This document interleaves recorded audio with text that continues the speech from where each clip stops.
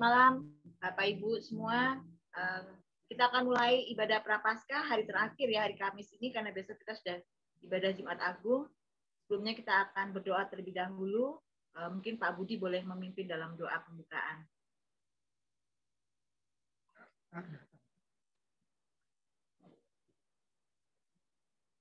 Mari kita berdoa. Bapak, terima kasih untuk penyertamu di sepanjang hari ini, di dalam kehidupan kami masing-masing.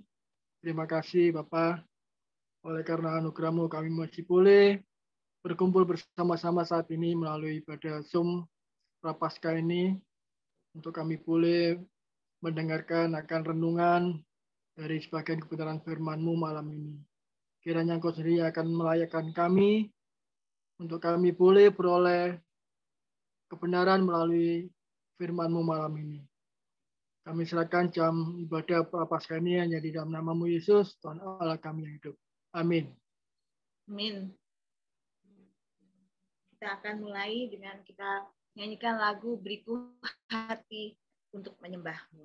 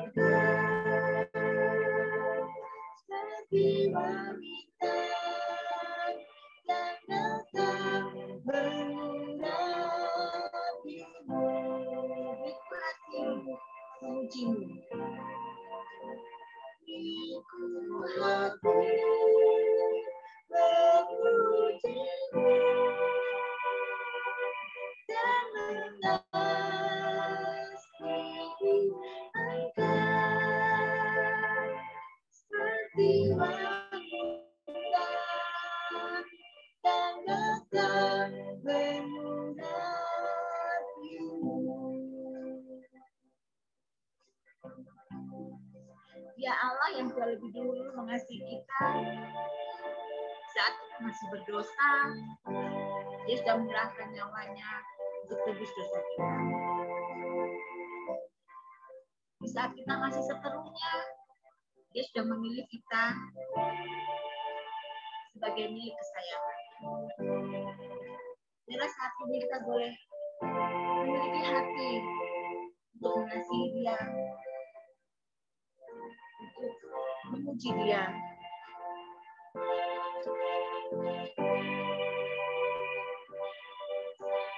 Kita lebih dalam lagi memuji Yesus, karena Dia Allah yang sudah lebih dulu mengasihi kita. Beriku hati untuk menyembah.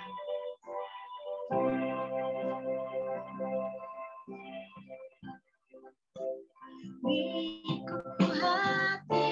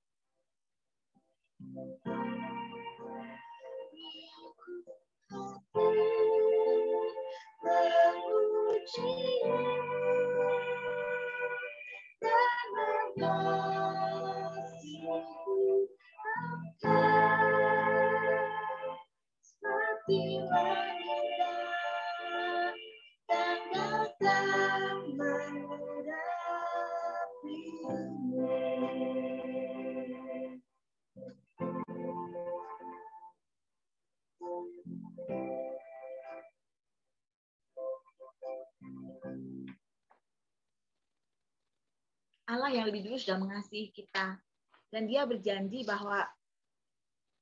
kepada kita umatnya, di dalam kemuliaannya Dia akan menyambut kita. Dan selayaknya lah kita berjanji bahwa kita akan tetap setia kepadanya untuk mengikut Dia dengan hati yang teguh. Apapun keadaannya, di ribut dunia, dalam segala godaan, kita mau tetap berjanji bahwa kita akan setia kepadanya. Kita akan bernyanyi lagu Ya Yesus Ku Berjanji.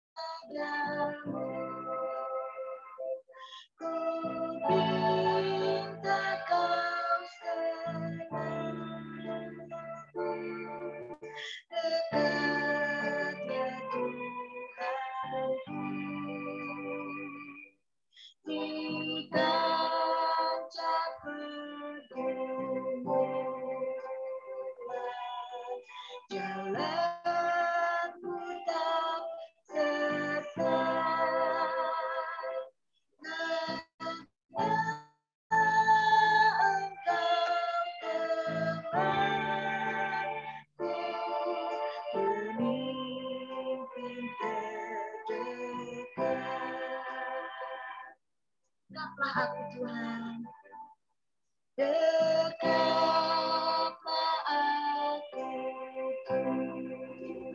Tuhan, dirimu dunia penuh kilauan hampa para godaan di dalam nadiku si jahat mendesak perisai lawan dosa ya Tuhan kau tetap berjanji dan Yesus kau berjanji kepada umatmu di dalam kemuliaan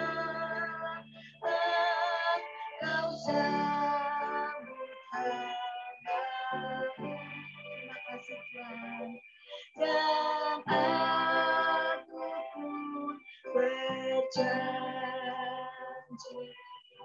setia padamu. Berikanlah karunia mengikutku teguh. Berikanlah karunia mengikutku teguh.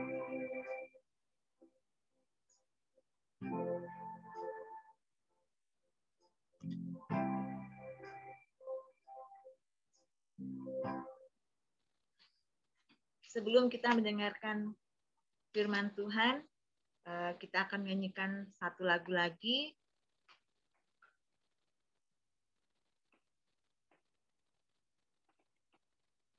Ku tetap pegang salib itu.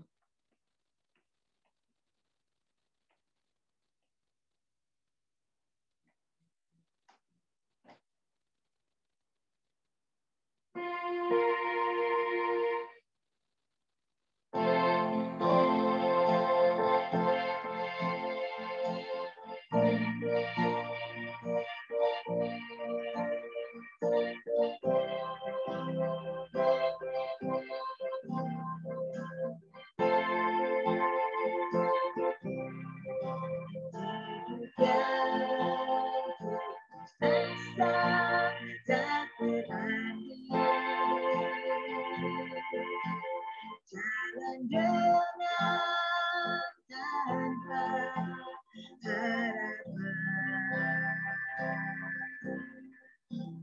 namun tangan berlomba paku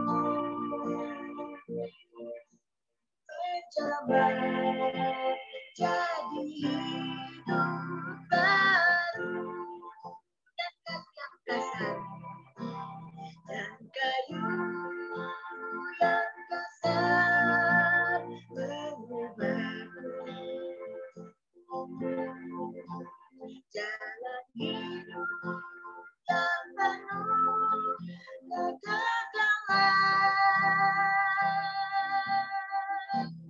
ku cinta selama-lamanya. Sebab salib mengubah hidupku. Dan ku yakin darah Yesus yang suci sudah mengaliri kembali.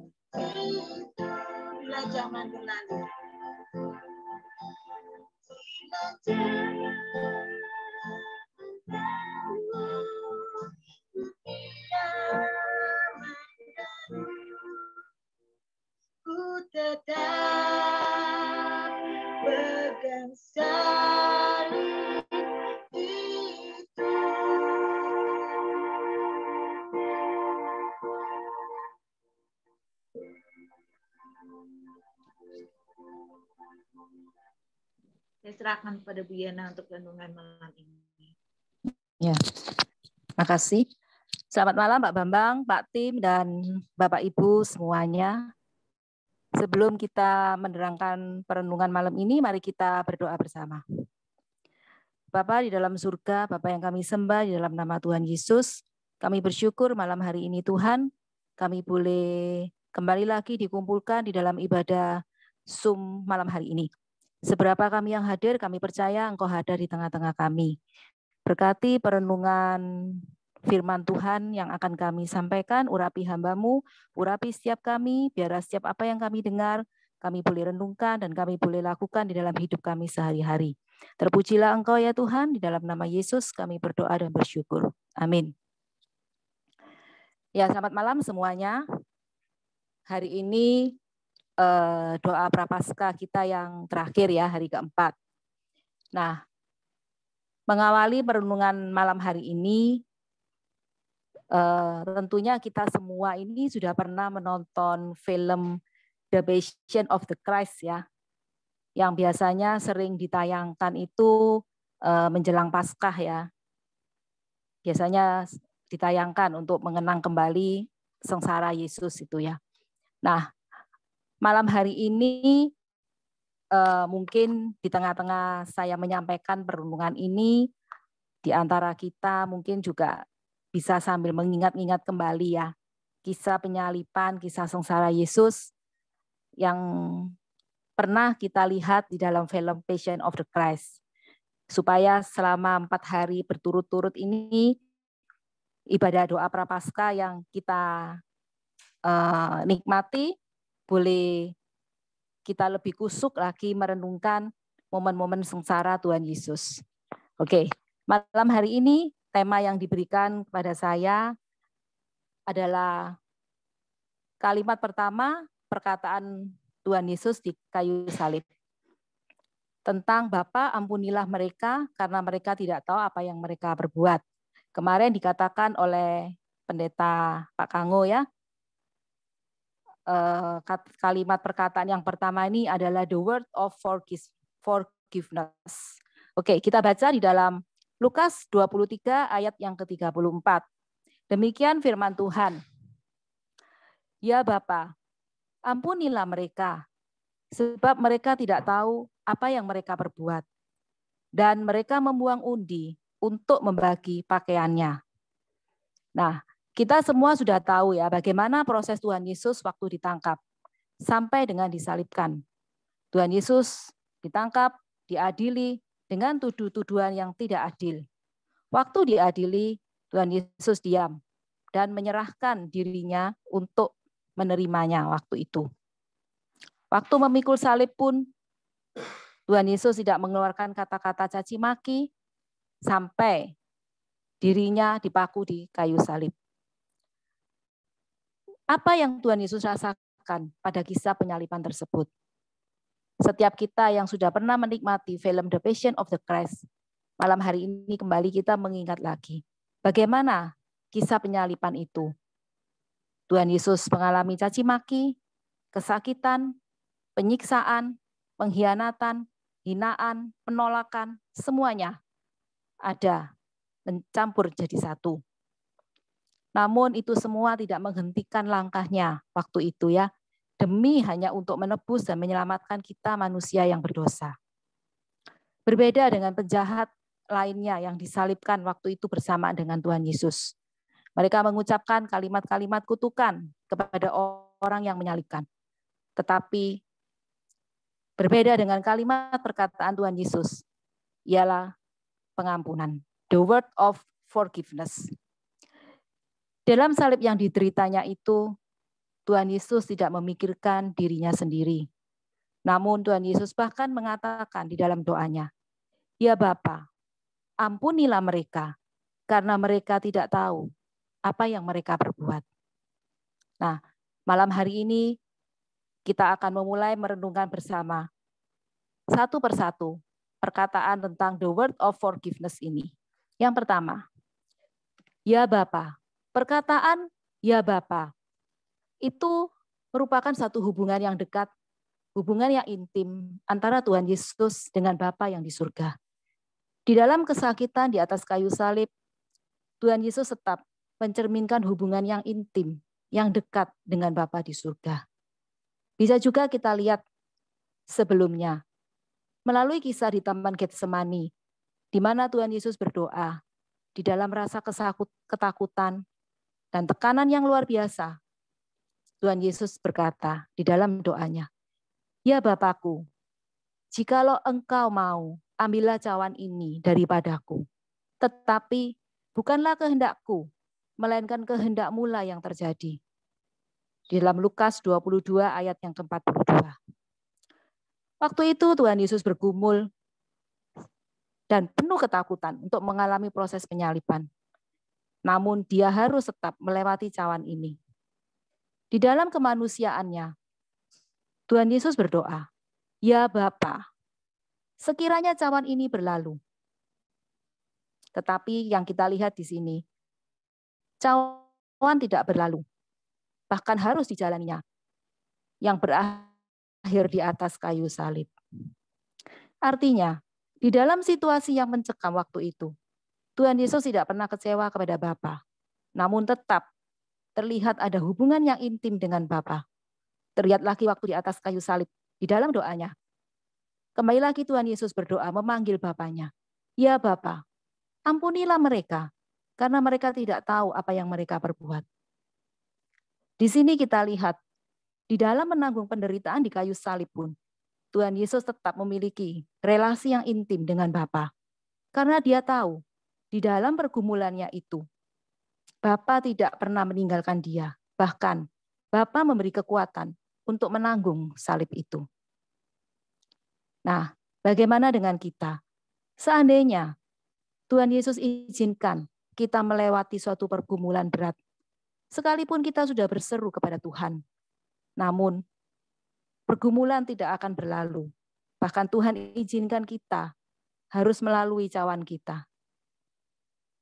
Masihkah kita memiliki relasi yang intim dengan Bapa di surga? Ataukah sebaliknya kita menjadi kecewa? Karena hari-hari ini banyak sekali kekristenan yang kecewa kepada Tuhan. Karena realita hidup tidak sesuai dengan harapan. Yang akhirnya bisa berujung meninggalkan Tuhan. Bagaimana dengan kita sebagai pengikut Kristus yang sejati? Di dalam pergumulan hidup, apakah kita tetap menjalin relasi yang dekat dengan Bapa? Yang kedua, tentang pengampunan. Perkataan selanjutnya, ampunilah mereka. Pengampunan adalah hal yang paling sulit dilakukan. Namun ini juga menjadi salah satu ucapan doa di dalam Bapa kami yang diajarkan Tuhan Yesus. Betapa besar pengorbanan Tuhan Yesus di kayu salib demi untuk mengampuni dosa kita. Di atas kayu salib, Tuhan Yesus memohon doanya kepada Bapa atas pengampunan. Di atas kayu salib itu juga Tuhan Yesus berdoa untuk manusia yang menganiaya dia. Di atas kayu salib itu juga Tuhan Yesus berdoa untuk manusia yang dikasihinya. Di kayu salib itu sungguh nyata pengampunan yang diberikan demi menyelamatkan manusia yang berdosa. Dengan kata lain, hanya melalui salib, yaitu kematian Tuhan Yesus, manusia berdosa itu diampuni. Bisa kita lihat juga di dalam Roma yang kelima ayat yang ke-10. Firman Tuhan berkata, sebab jikalau kita ketika masih seteru diperdamaikan dengan Allah oleh kematian anaknya, lebih-lebih kita yang sekarang telah diperdamaikan, pasti akan diselamatkan oleh hidupnya. Jadi salib itu menyatakan realita bahwa manusia itu berdosa dan butuh pengampunan. Oleh karena itu harus diperdamaikan dengan Allah, yaitu melalui kematian Tuhan Yesus di kayu salib. Bagaimanakah refleksi pengampunan bagi kita secara pribadi? Mari kita introspeksi diri, sejauh mana dan sebesar apa ruang pengampunan yang ada di dalam hati kita. Berapa kali kita sudah mengampuni? Apakah pengampunan itu ada batasnya? Bukankah ditulis di dalam Matius 18 ayat yang ke-21 dan 22? Firman Tuhan berkata, kemudian datanglah Petrus dan berkata kepada Yesus, Tuhan, sampai berapa kali aku harus mengampuni saudaraku jika ia berbuat dosa terhadap aku? Sampai 7 kali? Yesus berkata kepadanya, bukan, aku berkata kepadamu, bukan sampai 7 kali, melainkan sampai 70 kali 7 kali. Ditambah lagi dengan doa Bapa kami yang diajarkan Tuhan Yesus. Ampunilah akan kesalahan kami, seperti kami juga mengampuni orang yang bersalah kepada kami. Jikalau kita tidak bisa mengampuni, maka Tuhan pun juga tidak akan mengampuni kita. Dan doa kita tidak ada gunanya. Tertulis di dalam Matius 18 ayat yang ke-35.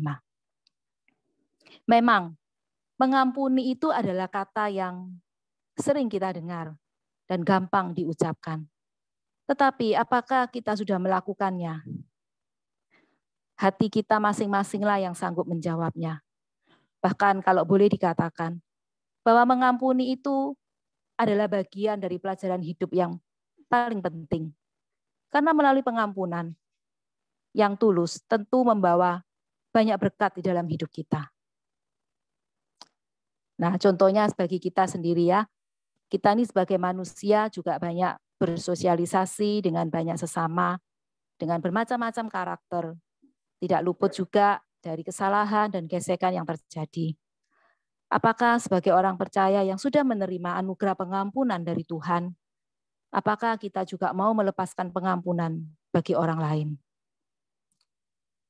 Apakah pengampunan yang kita berikan itu tulus, tanpa membeda-bedakan, baik dari status sosial, latar belakang, ras, ataupun agama?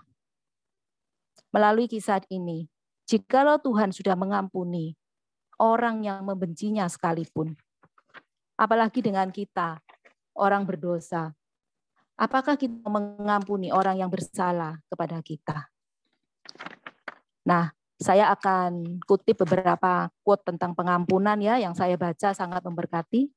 Beberapa quote berbunyi demikian. Martin Luther mengatakan, kita harus mengembangkan dan memelihara kemampuan mengampuni. Ia yang tidak memiliki kekuatan untuk mengampuni, tidak akan mempunyai kekuatan untuk mengasihi. Jadi tanpa pengampunan, tanpa seseorang memiliki jiwa untuk mengampuni, tidak mungkin seseorang itu bisa memiliki hati untuk mengasihi. Yang kedua, kutipan dari Joyce Meyer mengatakan, pengampunan itu bukan perasaan, itu adalah keputusan yang kita buat karena kita ingin melakukan apa yang benar di hadapan Allah. Sungguh luar biasa ya, kata-kata ini memberkati saya dan sekaligus pada saat saya menyiapkan renungan ini, saya pun juga tertegur ya. Bagaimana selama ini sikap hati kita, sikap hati saya di dalam proses untuk mengampuni. Apakah kita sudah benar-benar lebih lagi mempunyai hati untuk mengampuni? Yang ketiga, di dalam pengampunan itu ada kasih. Tuhan Yesus berdoa kepada Bapa untuk memohon pengampunan atas orang yang sudah menganiaya dia, orang yang sudah menyalibkan dia. Sekalipun tubuh bisa disalibkan, tetapi kasih yang berasal dari Allah tidak bisa dipadamkan oleh apapun. Kasih yang sejati nampak di dalam pengampunan kepada mereka yang menganiaya Tuhan Yesus waktu itu. Sungguh luar biasa ya, teladan yang Tuhan Yesus berikan pada kita di dalam kondisi di atas kayu salib. Melalui proses penyaliban yang sudah dijalani, dengan tubuh yang tercabik-cabik, dengan nafas mungkin yang tersengal-sengal. Di atas kayu salib Tuhan Yesus masih bisa melepaskan pengampunan, memberi kata-kata kasih. Sungguh luar biasa Tuhan Yesus yang kita sembah itu ya. Perbuatan sejati, perbuatan keji yang dilakukan oleh orang-orang yang menyalibkan Tuhan Yesus dibalas dengan kasih dan pengampunan. Sekali lagi, satu hal yang diajarkan melalui peristiwa ini adalah tentang kasih. Kasih yang begitu besar inilah yang harus kita maknai di dalam momen Paskah ini. Bagaimana dengan kita? Bukankah kita lebih mudah mengasihi orang-orang yang berbuat baik kepada kita?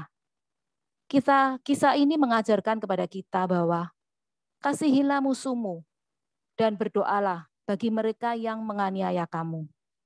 Di dalam Matius yang kelima ayat 44. Tentunya kasih kepada orang yang berbuat baik adalah hal yang biasa, yang bisa kita lakukan tanpa harus kita menjadi seorang pengikut Kristus. Tetapi kasih kepada orang yang memusuhi kita, orang yang membenci kita, adalah hal luar biasa yang sudah diteladankan melalui kisah ini. Dan yang keempat, yang terakhir, kata mereka tidak tahu apa yang mereka berbuat. Nah, kata mereka di sini mungkin mewakili para prajurit Romawi yang waktu itu menyiksa dan memaku Tuhan Yesus di kayu salib. Bisa juga mewakili Pilatus yang waktu itu cuci tangan dan akhirnya menyerahkan Tuhan Yesus untuk disalib.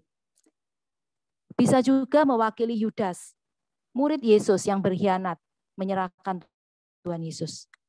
Mereka adalah orang-orang yang tidak menyadari apa yang mereka lakukan. Karena mereka tidak mengenal siapa Yesus yang sebenarnya. Atau mereka adalah orang yang tidak peduli akan kebenaran. Tidak percaya bahwa Yesus itu adalah Mesias.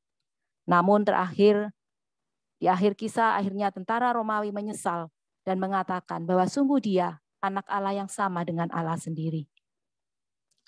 Seperti dua penjahat yang disalib bersama waktu itu. Yang satu mengolok Tuhan Yesus. Bukankah engkau adalah Kristus? Selamatkanlah dirimu dan kami. Tetapi yang satunya berbeda.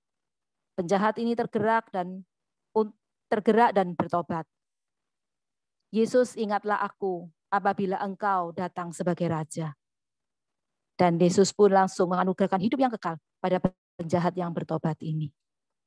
Jadi perkataan mereka tidak tahu apa yang mereka berbuat, itu boleh diartikan sebagai orang-orang yang tidak mengenal kebenaran.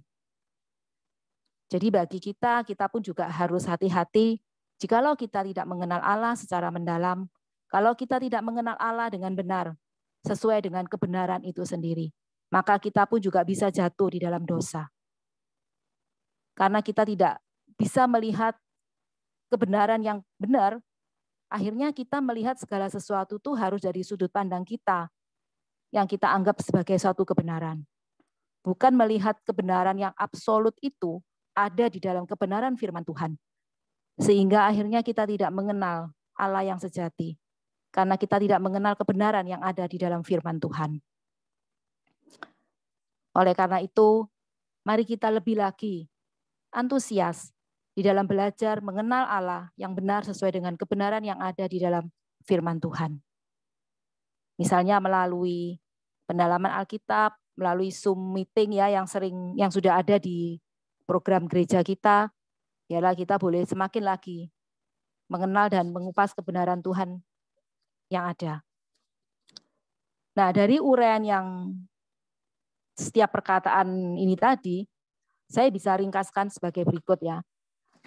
Yang pertama, melalui peristiwa Tuhan Yesus disalib itu, mengingatkan kita kembali bahwa kita ini orang berdosa, sudah diperdamaikan dengan kematiannya di salib. Sehingga kita bisa memiliki hubungan relasi yang dekat dengan Bapa yang di surga. Dan setiap saat kita bisa menghampiri Bapa di surga di dalam keintiman kita lewat doa dan berseru, ya Aba, ya Bapa.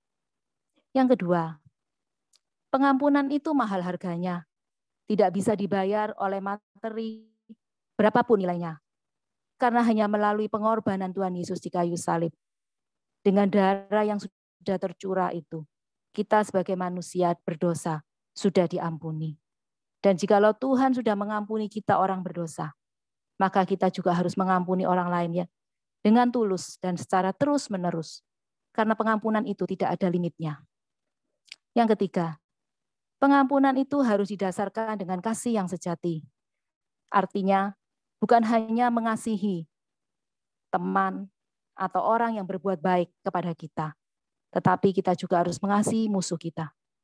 Kiranya dengan pertolongan dan pimpinan Roh Kudus, kita pasti akan dimampukannya. Namun jikalau kita masih belum bisa memberikan pengampunan dengan tulus, kita minta pertolongan Tuhan untuk menganugerahkan iman kepada kita, untuk kita bisa memiliki kasih yang bisa mengampuni. Tentunya semua itu harus melalui suatu proses. Yang keempat, salib adalah kunci pengenalan akan Kristus. Kebenaran yang absolut dan satu-satunya kebenaran adalah di dalam firman Tuhan. Tidak ada yang lain. Dan jikalau saat ini kita belum melakukannya, mari kita mulai belajar akan pengenalan yang benar tentang Allah. Sebagai penutup ya, 4 malam ini kita sudah merenungkan bersama setiap perkataan Tuhan Yesus di atas kayu salib. Semua perkataan yang diucapkan itu memiliki makna yang luar biasa, yang membuat kita bersyukur, dan kita ini boleh bangga ya memiliki Allah seperti Dia. Tuhan Yesus melalui jalan penderitaan, Via Dolorosa. Ia memikul salib menuju Kalvari. Bukit Kalvari telah membuktikan suatu kemenangan Tuhan Yesus sebagai anak Allah yang taat kepada Bapa sampai mati di kayu salib. Demi untuk menebus kita orang berdosa, supaya kita beroleh hidup yang kekal. Mari kita kerjakan terus keselamatan yang sudah dianugerahkan kepada kita melalui pengenalan yang benar akan Dia, Allah yang hidup. Kiranya perenungan malam hari ini boleh semakin membawa kita lagi menghayati, merenungkan kisah sengsara Tuhan Yesus. Dan semoga topik tentang perkataan Tuhan Yesus ini boleh sekali lagi memberikan kekuatan kepada kita, bahkan teguran bagi kita untuk kita boleh lebih lagi bersikap memiliki hati yang benar di hadapan Tuhan. Selamat memasuki hari Paskah. Tuhan Yesus memberkati kita semua. Terima kasih atas waktunya. Selanjutnya saya serahkan ke Pak Bambang atau Pak Tim.